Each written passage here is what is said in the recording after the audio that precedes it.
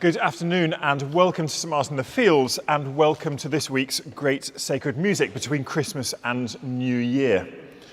What better place could we be gathered as we approach the New Year than here in Trafalgar Square, which year after year really does become the gate of the New Year as people come to London to celebrate with the church here on the edge of the square, which 100 years ago at the beginning of the First World War, Dick Shepherd, the then vicar, called the church with the ever open door. Our theme for GSM today is the Gate of the Year, a line from the poem by Minnie Louise Haskins, who taught at the London School of Economics just up the road from here before the Second World War. The poem became particularly well known when the then Princess Elizabeth handed a copy to her father, King George VI, which he then quoted in his 1939 famous Christmas broadcast to the British Empire. And I said to the man who stood at the gate of the year, "Give me a light that I may tread safely into the unknown." We began GSM today with words from the former poet laureate Alfred Lord Tennyson and his poem In Memoriam, which was set to music by Thomas Gibbs. This poem is the story of Tennyson's journey through deep grief at the loss of his best friend, Hallam. The piece is like a celebration of hope in the life that God brings. Ring out the old, ring in the new. Ring out the chaos of death, sickness and war. Ring in the 1,000 years of peace. It's our tradition at Great Sacred Music to begin by singing a hymn together, and hopefully you picked up a sheet at your back, on your way in at the back. And you'll find on the inside, New Every Morning is the Love, by hymn writer John Keble. The commemoration of Keble is held in the church on the 29th of March, which is the anniversary of his death in 1866. This hymn is an extract from the first poem in his book called The Christian Year, written in 1827, entitled Morning. His compassions fail not, they are new every morning, is the quotation from the book. It became a really important book. It was found on every Anglican family's library. There were 95 editions published by the time of Keble's death. The original poem came from Keble's own desire to express himself as an individual soul addressing his God, often out of a need of comfort. It's also worth commenting on the tune, which is called Melcombe, which is first used as a chant tune with figured bass in the Roman Catholic Mass, but it was later harmonised to become the tune that we know and love today. So we'll remain seated as the voices stand and lead. New every morning is the love.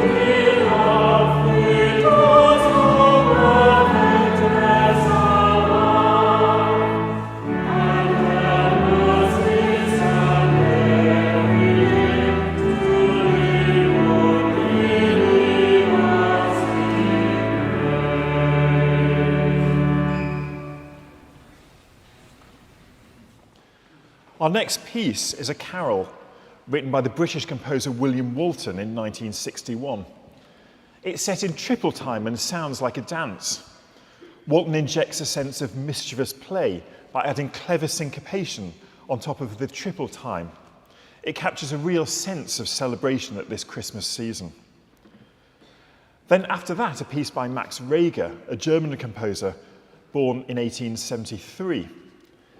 Interestingly, his first compositions were chamber music and lieder, song, and it was only later in life that he began to write works for the church. This piece is a beautiful, simple hymn-like setting with text by Benjamin Schmolk, first published in 1726. The original has 9 6-line verses and was entitled in its English translation, Jesus' Name for the New Year. But don't worry, we're not going to sing all 9 verses just now. So 2 pieces, William Walton, What Cheer, and a beautiful chorale by Max Reger.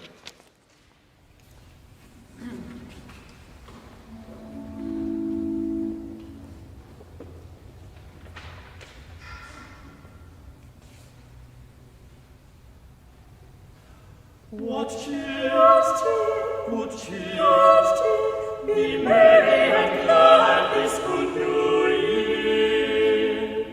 Lift up your hearts and be glad in Christ, God of the angel mad. Say to other if any be sad, what cheer, what cheer, what cheer. Now the King of heaven his birth hath take, joy and mirth we ought to make. Say to other foes, say, what cheer, what cheer, what cheer. I tell you all with heart so free, right welcome, welcome, ye be to me, be glad and merry for charity. What cheer, good cheer, good cheer, be merry and glad, be merry and glad, be merry and glad, this good New Year.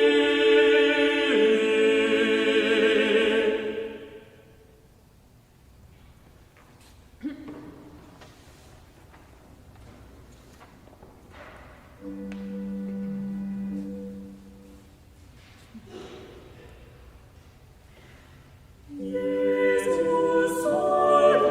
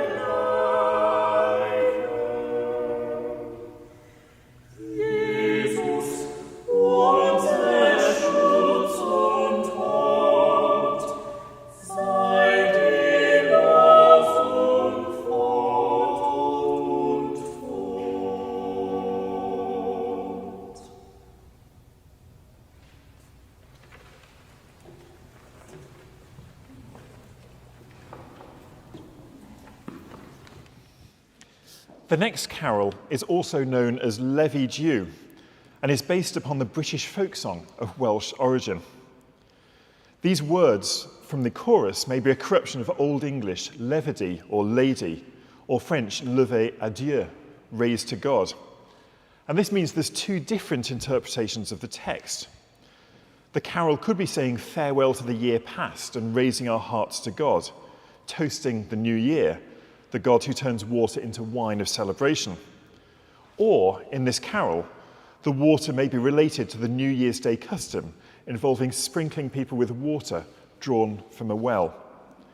Here we're going to be singing it not to a setting by Benjamin Britten, but by the contemporary composer Chris Williams. Christmas and New Year wouldn't be the same without a piece by the composer John Rutter. And we're going to be singing something that's one of his less known works, a piece called New Year. This piece was composed in celebration of the 80th birthday of Her late Majesty Queen Elizabeth II. It's a warm and tuneful piece which offers the simple message of hope as we look forward to the new year. So a New Year carol by Chris Williams, followed by New Year by John Rutter.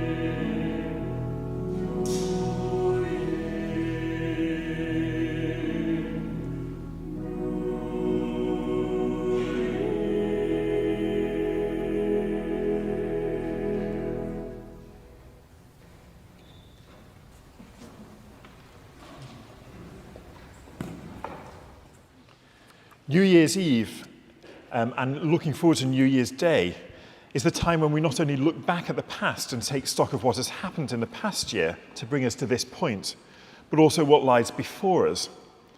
For all of us, that road is not an easy one and leads us into the unknown. This final hymn by Timothy Dudley Smith remembers God as our guide in times past, remembers the word which rebukes and inspires, remembers a world lost without the love of God, and finally calls us to be remade by God as we embrace the future of God's love at the very centre or throne of our lives. So we'll remain seated as the voices stand and lead, Lord for the Years.